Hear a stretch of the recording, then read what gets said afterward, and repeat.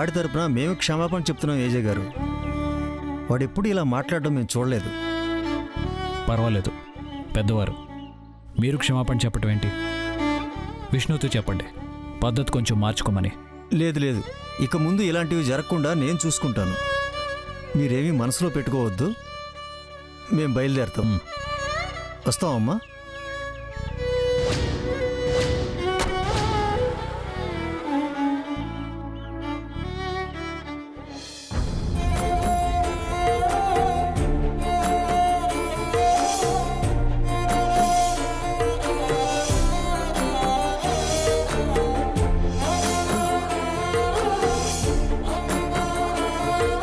ఏంటి?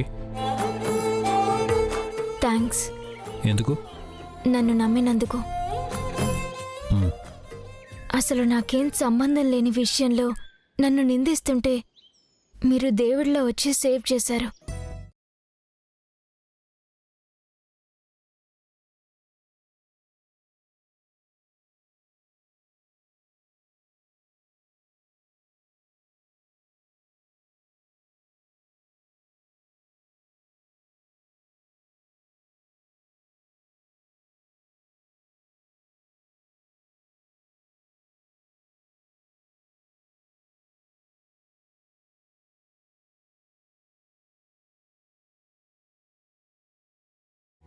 నువ్వు చేసిన పొరపాట్లనే సమర్థించుకునే మొండిదానివే.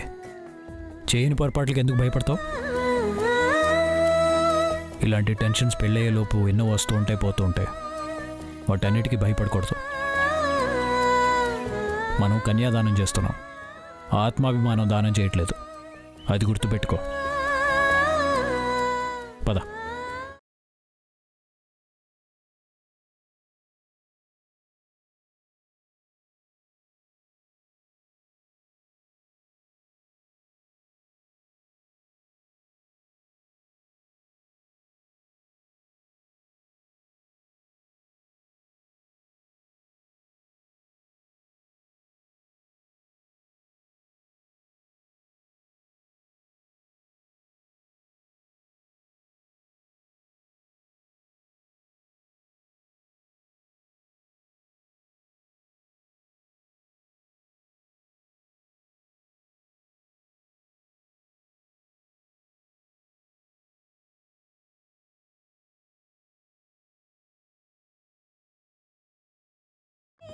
అందరూ ఒకసారి హాల్లోకి వస్తారా?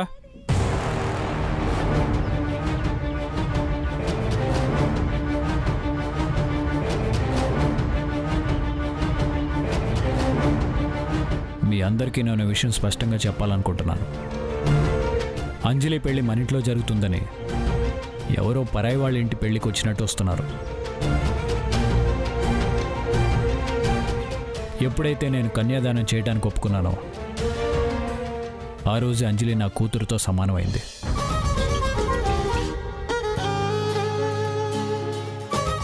ఇంట్లో ఎంతమంది ఉన్నారు, ఎక్కడ ఏ అపశృతి జరుగుతుందో కనిపెట్టలేకపోయారు. అందరూ అంటి ముట్టనట్టు ఉంటున్నారు. ఎవరు ఇది మన ఇంట్లో జరిగే పెళ్లిలా అనుకోవట్లేదు. అంజలి వాళ్ళు పరాయి వాళ్ళనా? ఈ పెళ్లి నా చేతుల మీదుగా జరుగుతుంది. ఎక్కడ ఏ పొరపాటు జరిగినా నేనే సమాధానం చెప్పుకోవాల్సిన పరిస్థితి వచ్చేలా ఉంది.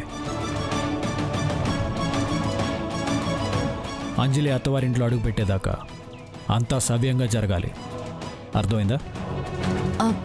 సారీ ఏజే, ఇక్కడ నుంచి మీకు ఎలాంటి మాట రాకుండా మేం చూసుకుంటాం. ఏజే సారీ. మీరు సారీ చెప్పాలని కాదు, మనం అంతా ఒకటిగా ఉంటేనే అవతల వాళ్ళకి అనే అవకాశం ఉండదు.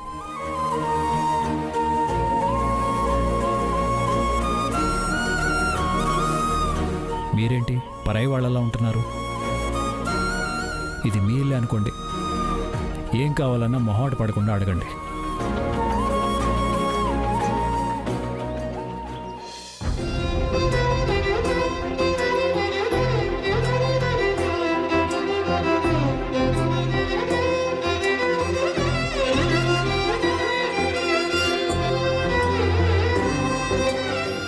భానుని ఒక్క మాట అన్నా సరే క్షేమంగా బయటకు వెళ్ళరు.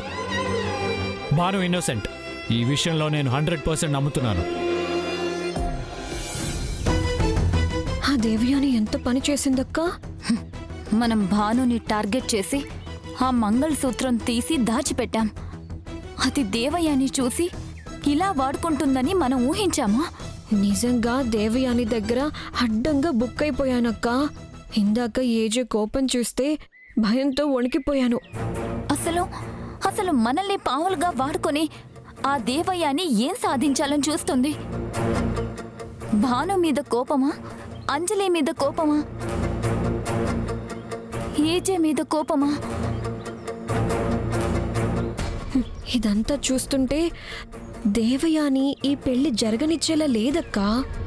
పెళ్ళ ఆగిపోతే మన ఏజే పరువు పోతుంది. మన వంతుగా మనం ఏజేకి మాట రాకుండా జాగ్రత్త పడాలి. ఆ దేవయానికి మాత్రం ఛాన్స్ ఇవ్వకూడదక్కా. ఇది అడ్డం పెట్టుకుని ఇంకెన్ని విధాలుగా ఆడుకుంటుందో ఏమిటో.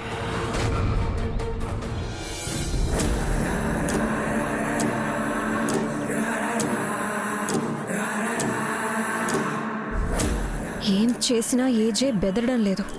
ఆఖరికి పెళ్ళాగిపోతుందన్నా తగ్గడం లేదు. ఇక లాభం లేదు.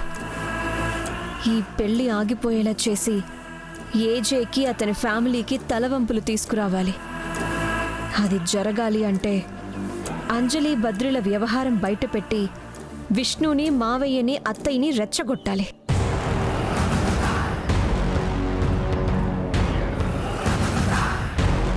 అమ్మా, మీతో గొడవ పెట్టుకునేంత పెద్దవాళ్ళం కాదమ్మా. దయచేసి కోపం తెచ్చుకోకండి.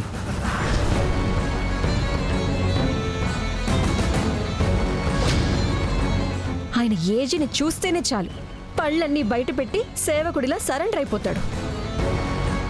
ఆయన ఈ సంబంధం వదులుకునేలా లేడు. ఛ, ఏం చేయాలి?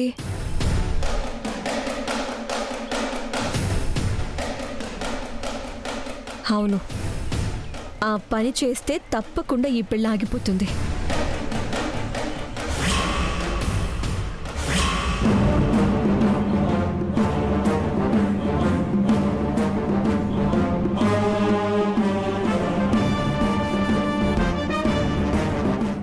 చెప్పు. ఏంటిది అని అడిగేయాలనే వచ్చాను. నేను నీ పాపాలన్నీ బయటపెట్టి కడిగేయాలనే వచ్చాను. అసమర్థుడైన నీ అన్నయ్యకి అప్పు పేరుతో అపాత్రదానం చేయకపోవటమే నా పాపం అయితే ఎస్, నేను ఆ పాపం చేశానని బయటపెట్టు. I don't care. కానీ అది వదిలిపెట్టి నా కుటుంబం పరువు ప్రతిష్టల్ని దెబ్బతీయాలని చూస్తున్నావు. ఎక్కడా నీకు అవకాశం ఇవ్వట్లేదని ఈ పెళ్లి మీద పడ్డావు. ఏంటిది? అసలేం కోరుకుంటున్నావు నువ్వు? నీ పతనం.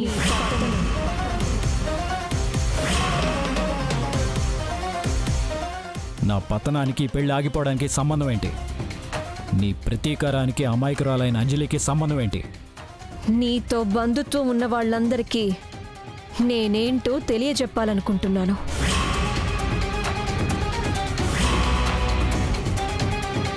నువ్వేంటో ఇవాళ్ళే తెలిసింది. చిన్న విషయానికి అంత రాద్ధాంతం చేశావు. సంస్కారం లేకుండా ప్రవర్తించావు. ఇదంతా నువ్వు కావాలనే చేస్తున్నావు నాకు తెలుసు. నీకు తెలుసని నాకు తెలుసు. అందుకే బయట పడలేక నువ్వు పడే నరకాన్ని చూసి ఆనందిస్తున్నాను. దీన్ని పైశాచిక ఆనందం అంటారు. లేదు, విజయ గర్వం అంటాను నేను. ఇలాంటి విజయాలు నీ వ్యక్తిత్వాన్ని దిగజార్చడానికి తప్ప ఎందుకు పనికిరావు. అప్పుడు నువ్వెందుకు పంచాయతీకొచ్చావు? దిగజారిపోయేది నా వ్యక్తిత్వమే అయినప్పుడు నీకేంటి బాధ? నువ్వు నా ఇంటికొచ్చి ఇలాంటి చిచ్చు పుట్టిస్తుంటే నీ ఆట చూస్తూ ఊరుకోమంటావా? నేను నీ ఇంటికొచ్చిందే నీ బ్రతుకుతో ఆడుకోవడానికి. నీకు అవకాశం నేనివ్వను. నేనే అవకాశాలు సృష్టిస్తాను. ఏది? ఆ పెళ్లి కొడుకుని రెచ్చగొట్టడమా? నా ప్రయత్నం నిన్ను రెచ్చగొట్టడానికే. ఇందులో ఒక కుటుంబం భవిష్యత్తే ఉంది. ఒక అమాయకురాలి పెళ్లి ఆధారపడి ఉంది. ఈ పెళ్లి ఆగిపోతుందని భయం మొదలైందా?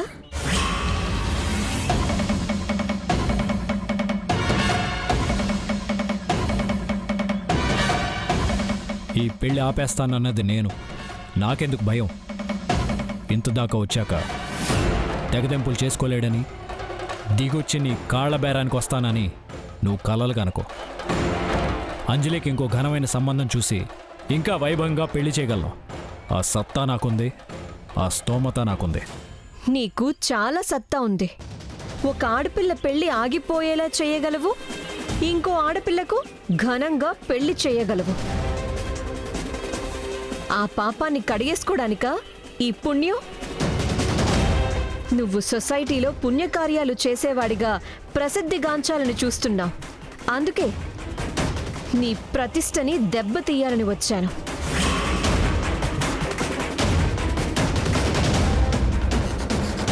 కోటగోడ కూల్చటానికి దీపావళి పిస్తూలు సరిపోదు, దానికి మరఫిరంగులు కావాలి. ఇది నా సామ్రాజ్యం.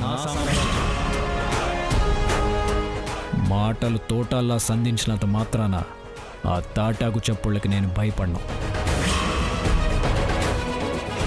నువ్వు నీ గురించి ఎక్కువగా ఊహించుకోకు.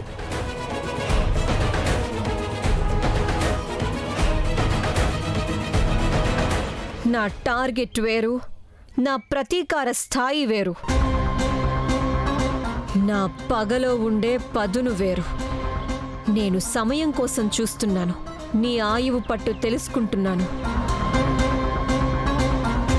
నీ బలాన్ని, బలగాన్ని, బలహీనతల్ని అంచనా వేస్తున్నాను.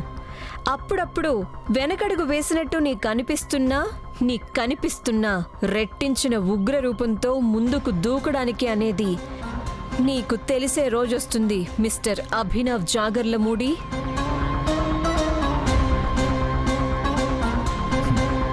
నీ స్థాయి గురించి, నీ పగలోని పదును గురించి ఆలోచిస్తూ భయపడుతూ నేనుంటానని నువ్వు కల్లో కూడా అనుకోకు. నువ్వు నా తాలూకు అన్ని విషయాలు తెలుసుకున్నా ఏమీ చేయలేవు.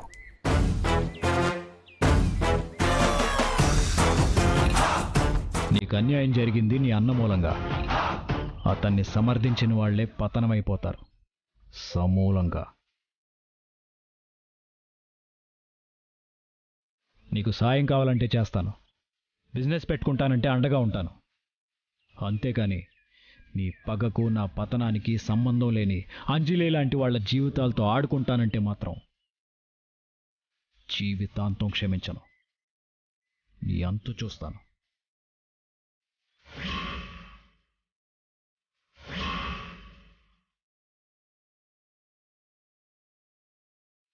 అలా చూడుకో. నీ కళ్ళల్లో ఎరుపు రంగు జీర చూసి వెరుపుతో బెదిరిపోయేవాడెవ్వరూ లేరిక్కడ. నువ్వు నా అంతు చూస్తే నేను నీ అంతమే చూస్తాను. ఖబర్దార్.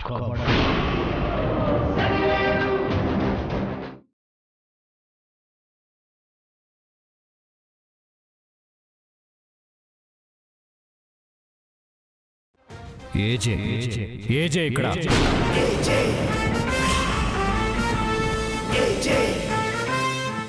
Take care.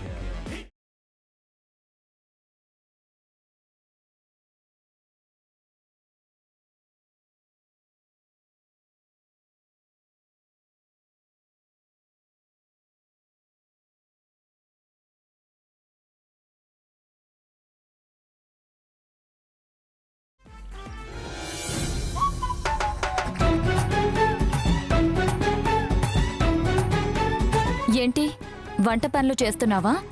లేదక్కా, వంట పనులకు వంట మనిషి భాను ఉంది కదా. రెస్టారెంట్ నుంచి తెప్పిద్దామంటే వద్దు, వంట చేద్దామని ఎగిరిపడింది. అందుకే పోపు పెట్టడానికి కూడా రావడం లేదు. భాను వాళ్ళమ్మ చేస్తున్నారు. సన్నయ్య గడి ఎటు ఉండనే ఉన్నాడు కదా.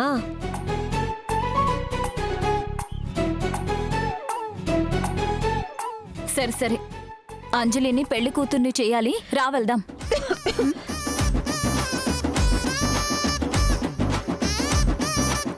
నువ్వు అంజలిని పెళ్లి కూతుర్ని చేయడానికి పిలుస్తున్నావా? అవును, నిన్న ఏజే మనందర్నీ సమావేశపరిచి మరీ ఆవేశపడ్డారు కదా. ఇంట్లో జరిగే పెళ్లికి ఇంటి వాళ్లలా కాకుండా పరాయి వాళ్లలా ఉంటున్నామని కోప్పడ్డారు కదా. ఇక నుంచి మనం పెళ్లి పనుల్లో పార్టిసిపేట్ చేయాల్సిందే. మబ్బుల మీద కోపంతో ఆకాశాన్ని నిర్లక్ష్యం చేస్తే ఉరుములు పిడుగులు కురిపిస్తాడు. మరి భానుని బయటకు పంపించే కార్యక్రమం వాయిదా వేసుకున్నట్టేనా? పిచ్చి చిత్ర, మనం ఏజే చెప్పినట్టు విందాము అన్నాను. భానుని పర్మనెంట్గా ఇక్కడే ఉంచేద్దాము అనలేదు. అది అదే, ఇది ఇదే. అయితే ఓకే, ఇష్టం లేకపోయినా మనం పెళ్లి పనుల్లో హెల్ప్ చేద్దాం. పద.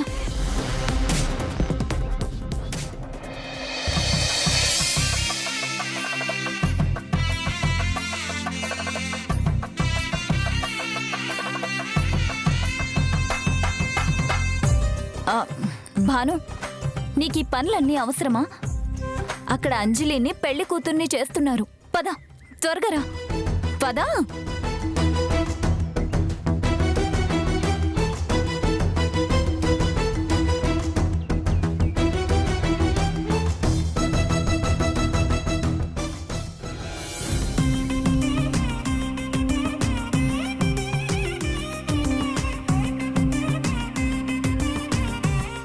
అంజలి, అందరూ ఉన్నారు. ఆ దేవయాని దేవలోకం నుంచి దిగి రాదా భాను? నేను పిలిచే వచ్చాను. మళ్ళీ ఎక్కడ తప్పు తీస్తుందోనని ముందే వెళ్ళి రమ్మన్నాను. మళ్ళీ నేను లేకుండానే పెళ్లి కూతుర్ని చేసేస్తున్నారా అని గొడవ చేస్తుందేమో. ఏమో కాదు, చేస్తుంది జయమ్మా. నేను వెళ్ళి పిలుచుకొస్తాను, ఉండండి.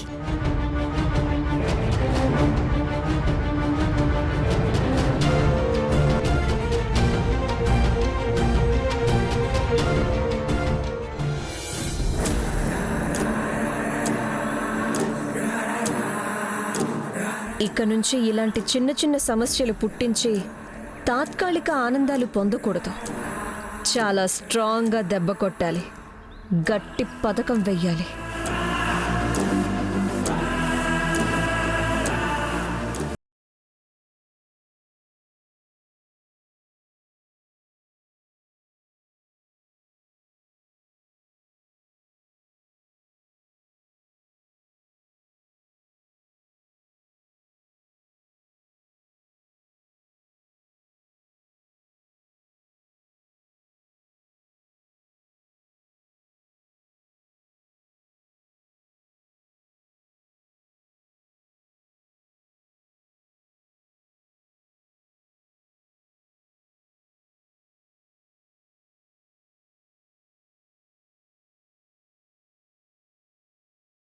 ఎదురు చూస్తున్నా, రా. రాను. హా? రాను అంటున్నాను. ఎందుకు? ఏడి ఏజే? ఏమో. వెళ్ళి అతన్నొచ్చి పిలవమను. ఆయన ఎందుకు పిలవాలి? ఈ ఇంటి పెద్ద ఆయనే. అదే మీ ఆయనే కదా. మగ పెళ్లి వాళ్లను ఇలాగేనా చూసేది? ఇప్పుడేం తక్కువైంది? గదిచ్చారు, సర్వెంట్నిచ్చారు, వేళకన్నీ అరేంజ్ చేస్తున్నారు. నువ్వు సందు దొరికితే చాలు తైతక్కలాడుతున్నావు. అయినా ఓపిక పడుతున్నారు. ఇంకెలా చూడాలి? పిలిచే పద్ధతి ఇది కాదు. పిలిపించుకునే పద్ధతి కూడా ఇది కాదు. మగ పెళ్లి వాళ్ళంటే మీకు లెక్కలేదా? ఇంటి యజమాని పిలవకుండా నిన్ను పంపిస్తాడా? నేను ఈ ఇంటి యజమాని భార్యని. ఆయన తరపున ఎలా సారీ చెప్పానో ఆయన తరపున అలాగే పిలుస్తున్నాను.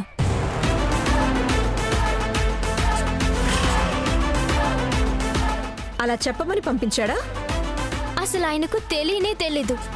అంజలిని పెళ్లి కూతుర్ని చేస్తున్నామనగానే మగవాళ్ళంతా బయటికి ఎక్కడికో వెళ్లారు. బహుశా లాన్లో కూర్చునుంటారు. అయినా ఇది ఆడవాళ్ళు చేసే తంతు కదా, అందుకే నేనొచ్చాను. నువ్వు పిలిస్తే నేను రాను.